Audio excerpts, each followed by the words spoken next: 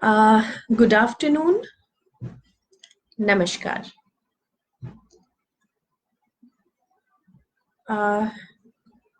मैं कुछ लोगों का इंतज़ार कर रही हूँ, हालांकि 1 मिनट पहले हूँ मैं समय से। कुछ लोग जॉइन कर लें। जी, मैं देख सकती हूँ कुछ लोगों ने जॉइन कर लिया है। मैं नेहा आनंद, एक practising psychologist, presently Baba Saheb Bhimrao Ambedkar university में चीफ साइकोलॉजिकल काउंसलर के पद पे कार्यरत हूँ। यूपी की लखनऊ की one of the leading consultancies Bodhi tree India की एग्जीक्यूटिव डायरेक्टर हूँ। उत्तर प्रदेश सरकार और यूनिसेफ द्वारा चयनित कोविड मेंटल हेल्थ सोल्जर के पद पे भी कार्यरत हूँ। सबसे पहले तो मैं बहुत बहुत धन्यवाद देना चाहूंगी मंजुला उपाध्याय जी का, जिन्होंने ये एक बेहतरीन इनिशिएटिव लिया है जहां पर बहुत लोगों तक पहुंचा जा सके, बहुत लोगों को किसी न किसी रूप में हेल्प की जा सके। मैं यहाँ इमोशनल और साइकोलॉजिकल अरेना लेके आज आपके साथ हूँ। सेशन के बाद, मेरे टॉक के बाद, यदि आपके कोई भी प्रश्न हो तो आप बिल्कुल मुझसे पूछ सकते हैं। आज का जो टॉपिक है वो रेजिलियंस और new normal during this pandemic. अब जैसा कि हम सब जानते हैं, हम रोज न्यूज़ देख रहे हैं कि पूरा विश्व एक ऐसी महामारी की चपेट में है, एक अनप्रेसिडेंटेड क्राइसिस जो ना किसी ने सुनी इससे पहले, ना किसी ने देखी। डेफिनेटली ये क्राइसिस पीरियड है और भारत भी इससे अछूता नहीं है। देखा जाए तो बहुत सारे डायमेंशंस ऐसे हैं, बहुत सारे एडवर्स इफेक्ट हमारी पूरी पूरी लाइफ पे पड़ा है। ना कि सिर्फ फाइनेंशियली, बल्कि socially, culturally, economically, psychologically, emotionally, mentally ऐसा कोई डायमेंशन नहीं है जो अछूता रह गया है। हम सब पर इसका हर तरीके से प्रभाव पड़ा है। लॉकडाउन हालांकि पिछले 2.5 महीने से चल रहा था। जो भी प्रिवेंटिव मेजर्स हो सकते थे लोगों ने लिए, सरकार ने जो भी डायरेक्शंस दिए, गाइडलाइंस दिए, फिर भी लॉकडाउन बहुत लंबा नहीं खिंच सकता है।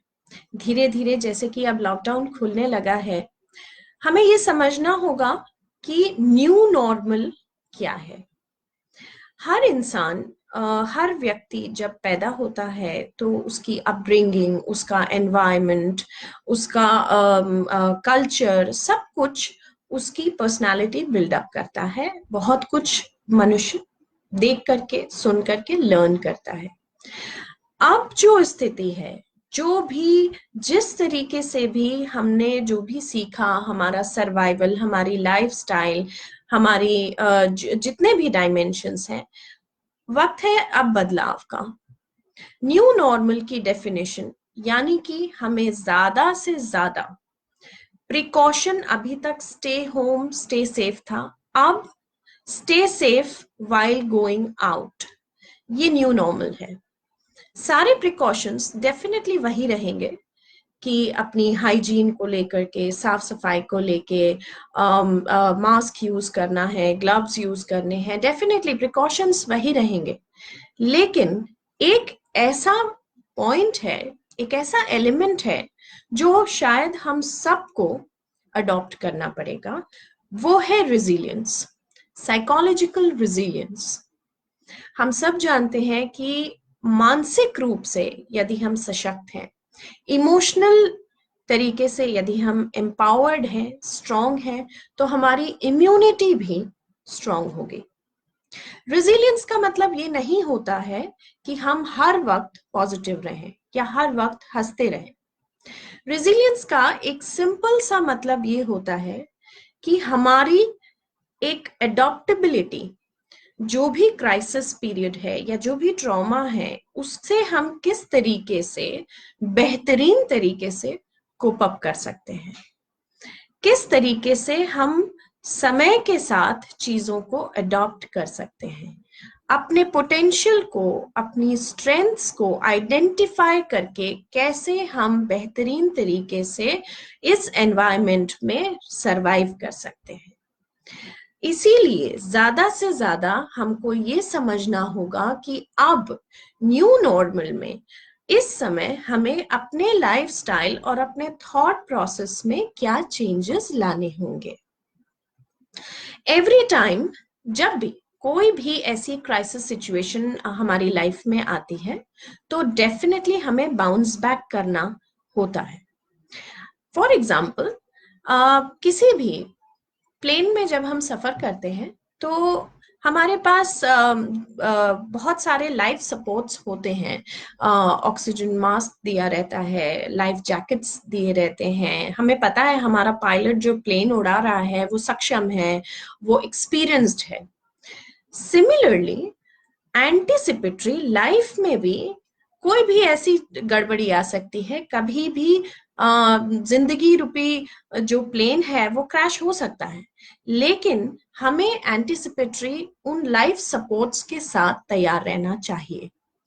वो लाइफ सपोर्ट्स क्या हैं वो मैं आपसे डिस्कस करती हूँ। कुछ कोर एलिमेंट्स हैं, खास तौर से 4 से 5 कोर एलिमेंट्स मैं आपसे डिस्कस कर रही हूँ, और वो कोर एलिमेंट्स अगर हम अब अडॉप्ट कर लेते हैं तो हम पूरी तरीके से रिजिलियंट और सक्षम होंगे इस पैंडेमिक से लड़ने के लिए। सबसे पहला कोर एलिमेंट क्या है? सबसे पहला कोर एलिमेंट है स्ट्रेंथ्स। हम में से कितने लोग ये जानते हैं कि हमारी स्ट्रेंथ्स क्या है?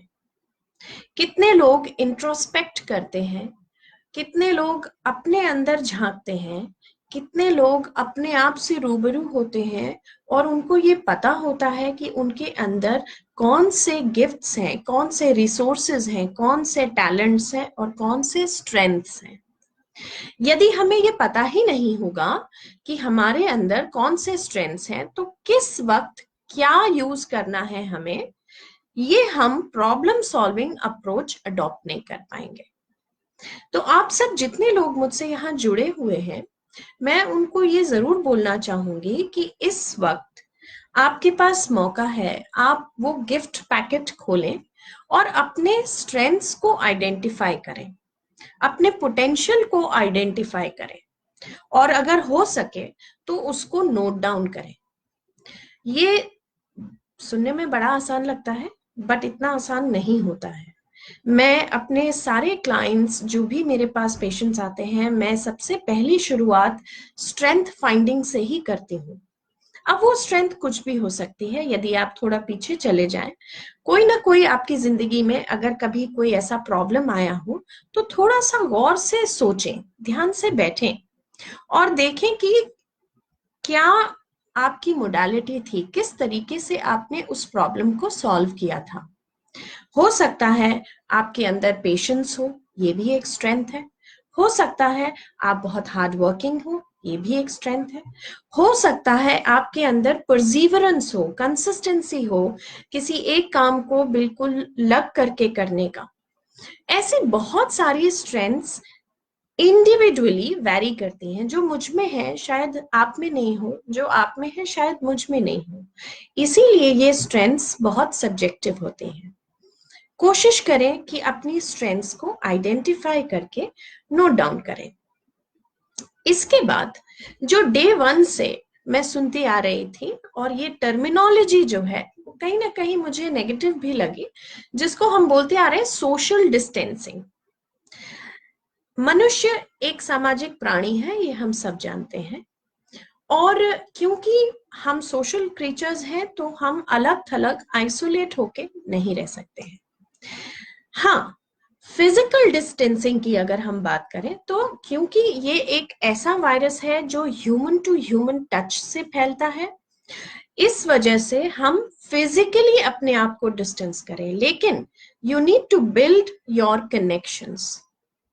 इंसान को कनेक्शन बनाना एक दूसरे से बहुत जरूरी होता है। हम यदि आज के समय में कुछ अगर हमारे दोस्त हैं या कुछ ऐसे लोग हैं जिन पे हम ट्रस्ट कर सकते हैं, जिन पे हम रिलाय कर सकते हैं, उन लोगों के साथ यदि हम टच में हैं, यदि हम अपने इमोशंस, यदि हम अपने एक्सप्रेशंस उनके साथ साझा करते हैं, तो बहुत हद तक हमारा स्ट्रेस कम हो जाता है।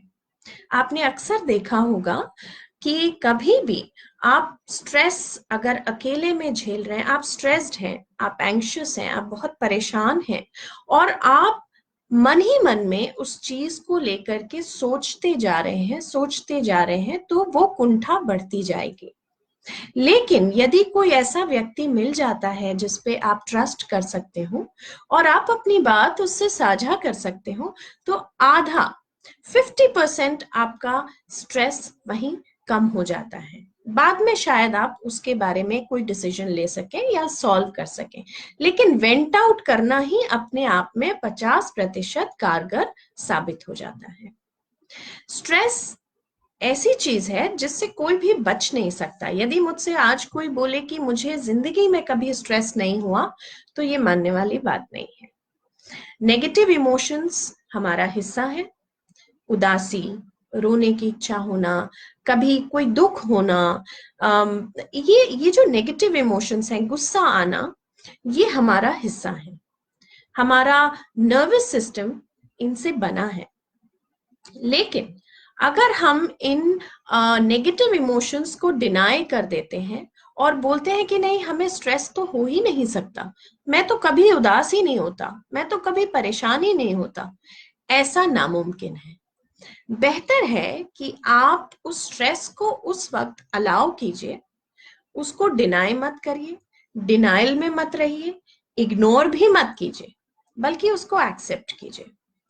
कुछ समय जब आप एक्सेप्ट कर लेंगे, तो वो ही इमोशन आपका अंदर सफोकेशन क्रिएट नहीं करेगा।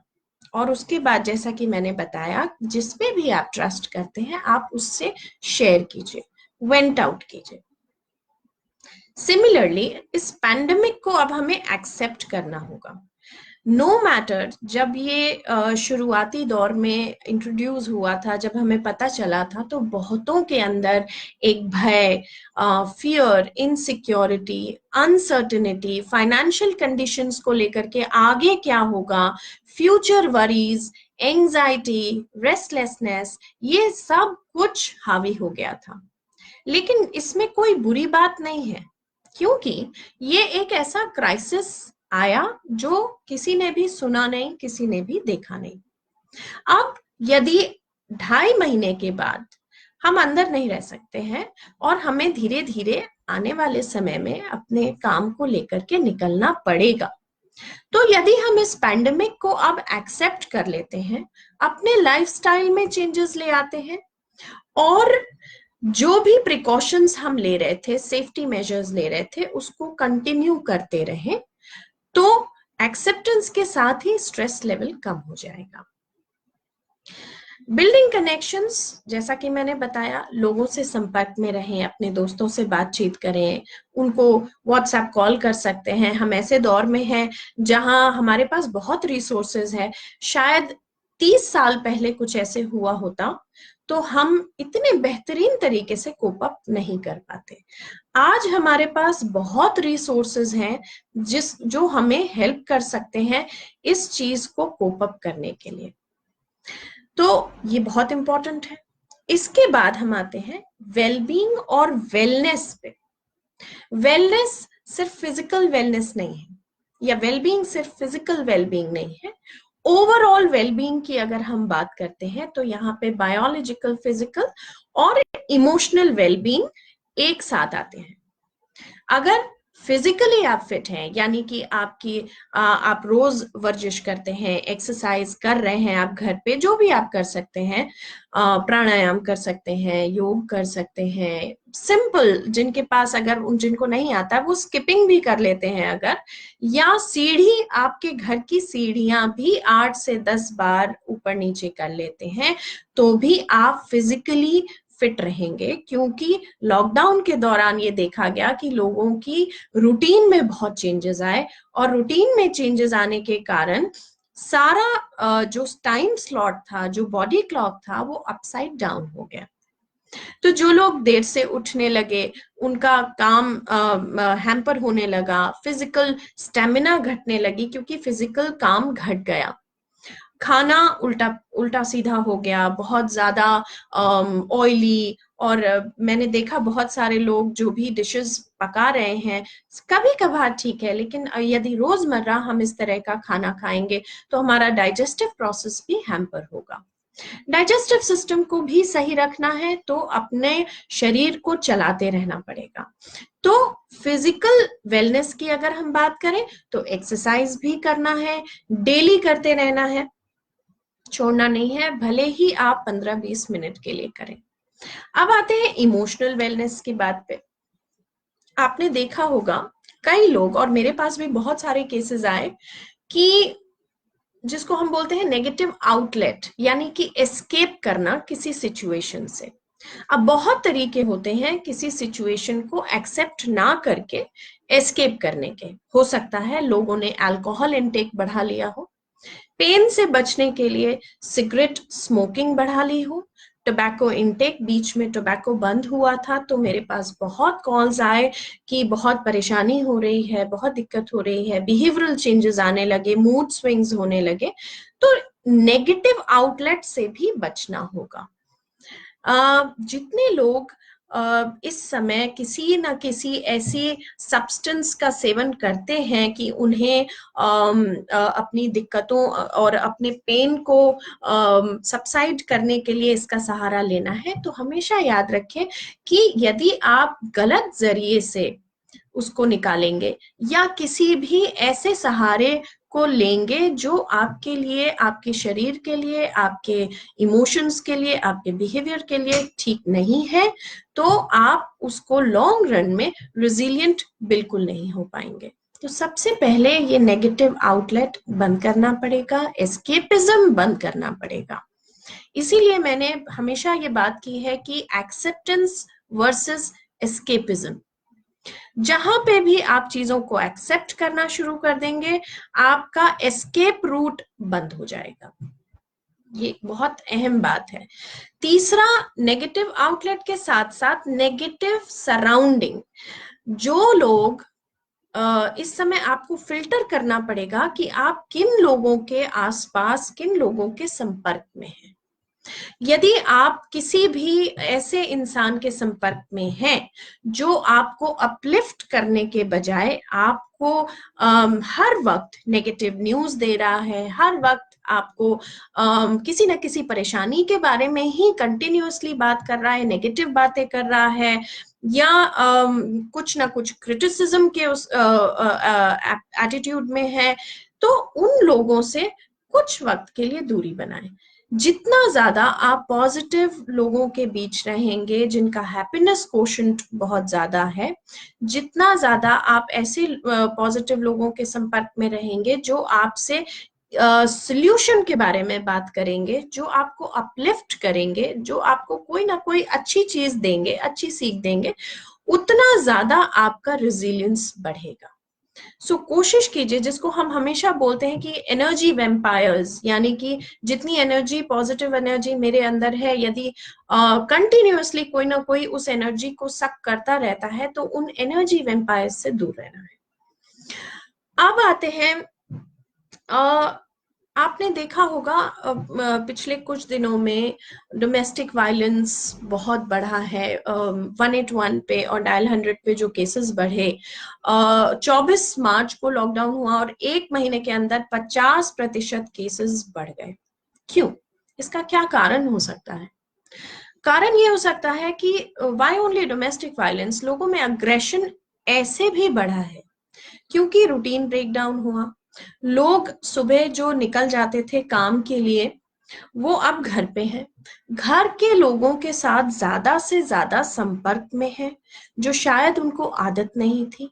बहुत सारी ऐसी चीजें सामने आई, बहुत आदतें ऐसी सामने आई जो कहीं ना कहीं कॉन्फ्लिक्ट का कारण बनी, एडजस्टमेंट इश्यूज हुए। अब जब 24 घंटे लोग साथ में हैं और अलग अलग लोग इंडिविजुअल डिफरेंसेस के साथ साथ में हैं, तो एडजस्टमेंट इश्यूज क्रॉप अप होंगे। द पॉइंट इज कि ऑफिस जाना बंद हो गया, बच्चों का स्कूल जाना बंद हो गया और महिलाओं का काम बढ़ा घर पे, तो कहीं ना कहीं एक ऐसा पर्पस जो सुबह उठते के साथ हर व्यक्ति लेके चलता है पूरे दिन का एक पर्पस, वो पर्पस मिसिंग हो गया। अब आप देखें, इतनी भागदौड़ भरी जिंदगी में लाइफ इतनी टफ, इतनी भागदौड़ है, इतनी जल्दी है सबको, कि सुबह एक पर्पस ये होता है कि जल्दी जल्दी तैयार होना है, जिसका जो जो काम है उसको निकल जाना है। महिलाएं घर के कामों में लग जाती हैं या ऑफिस चली जाती हैं, बच्चे स्कूल चले जाते हैं, मेल मेंबर्स जो हैं वो अपने अपने कामों में चले जाते हैं। तो एक पर्पस है उठने के साथ। लेकिन क्योंकि लॉकडाउन था तो कहीं ना कहीं पर्पस मिसिंग हो गया। तो हम कितना फिक्सेटेड एक पर्पस पे रह सकते हैं? लाइफ में बहुत सारे पर्पसेस हो सकते हैं, बहुत सारे गोल्स हो सकते हैं। यदि किसी व्यक्ति के पास पर्पस नहीं है, गोल नहीं है, तो वो परेशान होगा, वो स्ट्रेस्ड होगा, वो एंग्शियस होगा और हो सकता है धीमे धीमे डिप्रेशन की कगार पे भी आ जाए। मूड स्विंग्स होंगे, गुस्सा बढ़ेगा, इरिटेशन, चिड़चिड़ाहट बढ़ेगी। मैं आपसे सिर्फ इतना कहना चाहती हूँ, एक्सप्लेन इसलिए किया कि आप में से जितने लोग अभी भी घर से काम कर रहे हैं या घर पे हैं, प्लीज डेली एक पर्पस बनाइए, खुद को एक पर्पस दीजिए कि आज मुझे ये करना है। जरूरी नहीं है कि वो पर्पस आपका फाइनेंशियल जो मॉनेटरी बेनिफिट होते हैं उसके लिए ही हो, पर्पस कुछ भी हो सकता है। इस दौरान एक बहुत अच्छी चीज ये दिखने को मिली कि लोगों के अंदर जो टैलेंट, जो कहीं ना कहीं उनकी हॉबीज सप्रेस्ड थी, समय मिलने के कारण उन्होंने अपनी हॉबीज को रिवाइव किया, उन्होंने उस सप्रेस्ड हॉबी को निकाला, और जिन लोगों ने भी ऐसा किया वो खुश रहे। एक एक अगर हम लाइन खींचे तो कौन से लोग इस वक्त बहुत ज्यादा मेंटली अपसेट हुए, परेशान हुए, और कौन से लोगों ने बहुत अच्छा क्वालिटी टाइम स्पेंड किया। तो यही निकल के आएगा कि जिन लोगों में पर्पस था, जिन लोगों ने नए सिरे से अपनी एक लाइफ को ढाला, नया बॉडी क्लॉक बनाया, वो लोग खुश रहे। लेकिन जो लोग फिक्सेटेड रहे पुरानी चीजों में, जिन लोगों ने क्रिब एंड क्राई किया, जिन लोगों ने कंटिन्यूअसली बिना कुछ किए अपना समय बिताया, उनके अंदर ये सारी चीजें देखी गई, अग्रेशन, इरिटेशन, फ्रस्ट्रेशन, एंजाइटी ज्यादा देखी गई। तो कहने का मतलब ये है कि सुबह उठ के एक धारणा बना ले, एक पर्पस बना ले, एक टू डू लिस्ट बना ले, एक अपना नया टाइम टेबल बना ले, क्योंकि अब आपको किसी को नहीं मालूम कि कितना समय हमें ऐसे ही रहना होगा। इसीलिए एक्सेप्ट कर लें। चेंज एक एक यूनिवर्सल लॉ है, और अगर हम चेंज में बहुत रेसिस्टेंट होते हैं, एनीवेज चेंज रेसिस्टेंट होता भी है, बहुत आसान नहीं होता है चेंज करना, लेकिन अब यहाँ पे मरता क्या ना करता हम बोल सकते हैं, करना तो पड़ेगा, ऑप्शन नहीं है हमारे पास, beggars can not be choosers. So ये देखें कि हमारे दिमाग में एक नेगेटिविटी बायस होता है, और मनुष्य हमेशा जो चीज उसके पास नहीं होती है, जो चीज उसके बस के बाहर होती है, उसके कंट्रोल के बाहर होती है, जो भी नेगेटिव चीजें होती हैं, एपिसोड्स होते हैं, वो नेगेटिविटी बायस हमारे दिमाग में जो होता है उसी पे केंद्रित कर देता है, और इसी वजह से हम ज्यादातर नेगेटिव में बहुत जल्दी फोकस कर लेते हैं। जरूरत है इस समय कि आप ये सोचें, आपके पास क्या है, आप किस तरीके से ब्लेस्ड हैं, आप क्या कर सकते हैं, कौन सी चीजों में सक्षम हैं, कौन सी चीजें आपके कंट्रोल में हैं। यदि आप स्विच ओवर कर जाएंगे कि मेरे पास क्या नहीं है से मेरे पास क्या है पे, तो बहुत हद तक यहां पर भी आपका रेजिलियंस बढ़ जाएगा, आप बेहतर तरीके से कोप अप कर पाएंगे, इमोशनली एम्पावर हो पाएंगे, स्ट्रांग हो पाएंगे, और आपकी इम्यूनिटी भी बूस्ट होगी। अब एक बहुत अहम चीज मैं यहाँ पे ऐड करना चाहती हूँ, जिसको हम बोलते हैं ग्रैटिट्यूड। हमारे पॉजिटिव साइकोलॉजी में ऐसा बताया है, जो फादर ऑफ पॉजिटिव साइकोलॉजी हैं मार्टिन सेलिग्मैन, आप में से बहुतों ने उनकी किताबें भी पढ़ी होंगी। पॉजिटिव साइकोलॉजी का न्यूक्लियस है ग्रैटिट्यूड और हैप्पीनेस।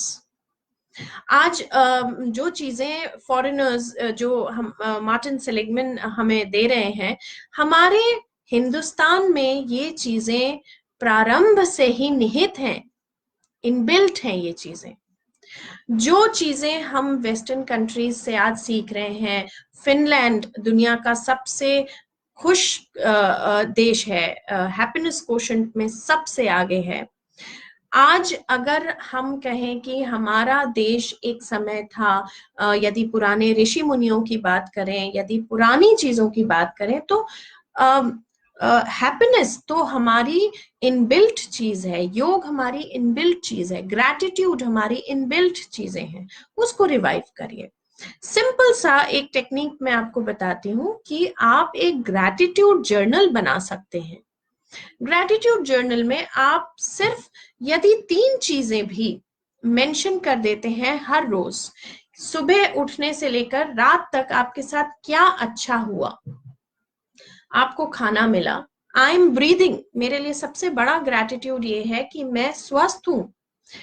दूसरा ग्रैटिट्यूड मेरे लिए ये हो सकता है कि मैं अपने परिवार के साथ हूं, मैं टाइम स्पेंड कर रही हूं। तीसरा ग्रैटिट्यूड ये हो सकता है कि मेरे पास एक पर्पस है, मैं लोगों की किसी तरीके से हेल्प कर पा रही हूँ। तो ये मेरी सब्जेक्टिव ग्रैटिट्यूड जर्नल आज का था। आप daily, it hardly takes 2 to 3 minutes, 2-3 minute लगते हैं, लेकिन यदि इसको आप एक रिचुअल बना लेते हैं और हर रोज आप सिर्फ 3 चीजें भी लिखते हैं, आप 10 भी लिख सकते हैं, 20 भी लिख सकते हैं, it is entirely up to you. So अगर ग्रैटिट्यूड जर्नल आप मेंटेन करते हैं, आप 21 दिन से 30 दिन के अंदर अंदर अपनी सोच में सकारात्मक परिवर्तन देखेंगे। एक ट्रांसफॉर्मेशन की है ये। तो ग्रैटिट्यूड को अपनाइए और आप देखेंगे कि आपके सोच में कितनी सकारात्मकता आ जाती है, और आपके बस में जो चीजें, आपका डिसीजन मेकिंग बहुत अच्छा हो जाएगा, आपका प्रॉब्लम सॉल्विंग अप्रोच बहुत अच्छा हो जाएगा।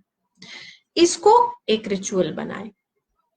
इसके बाद कोशिश करें कि जब भी आप टीवी ऑन करते हैं, तो अमूमन आई डोंट नो, हम क्रिकेट मैच का स्कोर देखते हैं, बार बार देखते हैं कि अब कितना स्कोर हुआ, बट ये एक वैश्विक महामारी है, इट्स अ पैंडेमिक।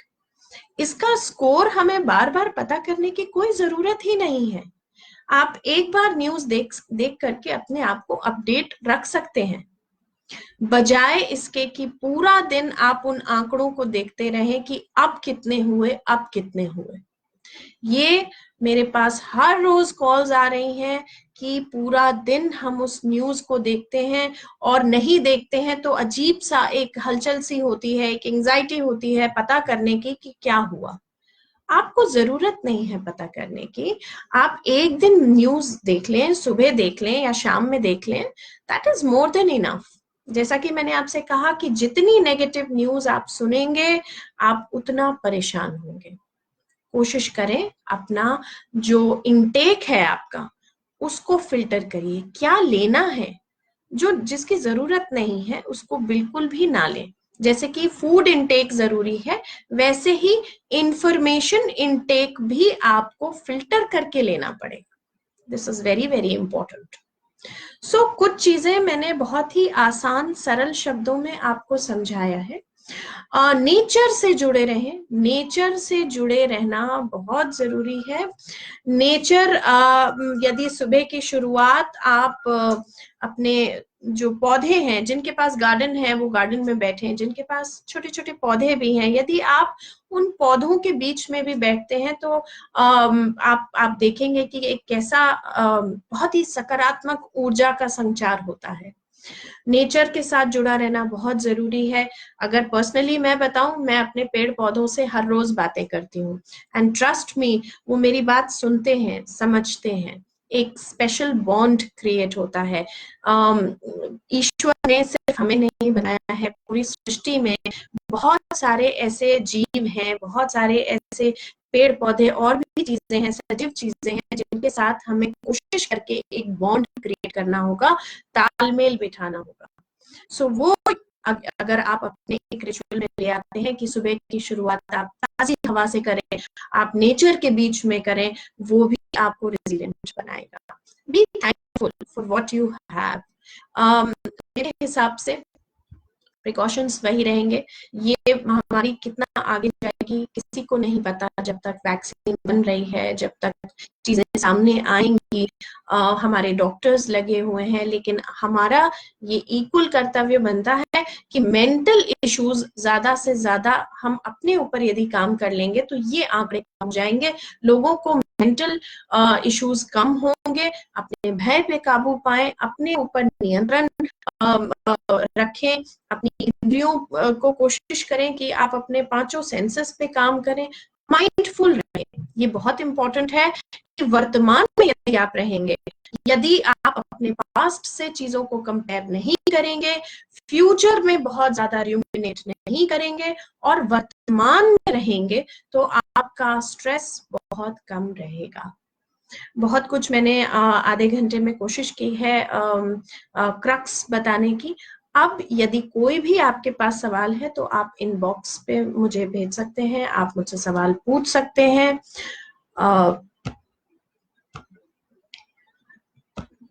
यदि कोई भी सवाल है तो आप मुझसे पूछ सकते हैं। मैं बहुत सारे मैसेजेस देख रही हूँ, आप सभी का बहुत बहुत धन्यवाद। आप सभी मुझे सुन रहे हैं और बहुत सारे आपके कमेंट्स मैं पढ़ पा रही हूँ। यदि कोई भी सवाल है तो आप मुझसे पूछ सकते हैं, किसी भी साइकोलॉजिकल इशू से रिलेटेड, किसी भी इमोशनल इशू को लेकर के।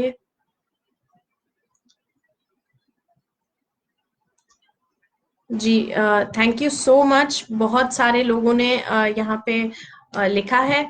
देखिए मैं हर रोज वेबिनार्स ले रही हूँ, यूनिवर्सिटीज के लिए ले रही हूँ, स्कूल्स के लिए ले रही हूँ।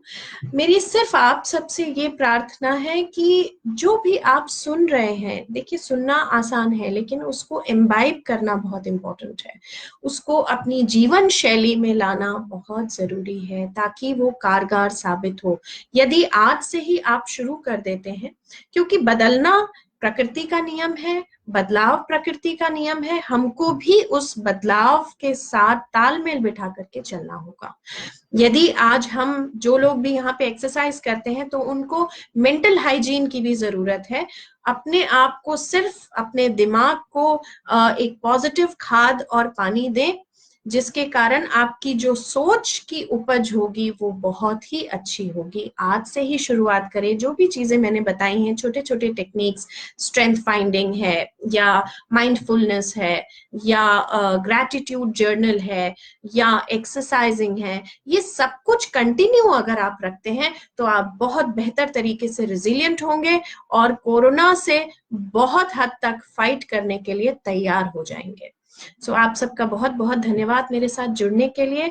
मैं नेहा आनंद अब यहाँ से विराम लेती हूँ। थैंक यू सो मच मेरे साथ जुड़ने के लिए। एक बार फिर से मंजुला उपाध्याय जी का बहुत बहुत धन्यवाद मुझे आप सबसे जोड़ने के लिए। नमस्कार।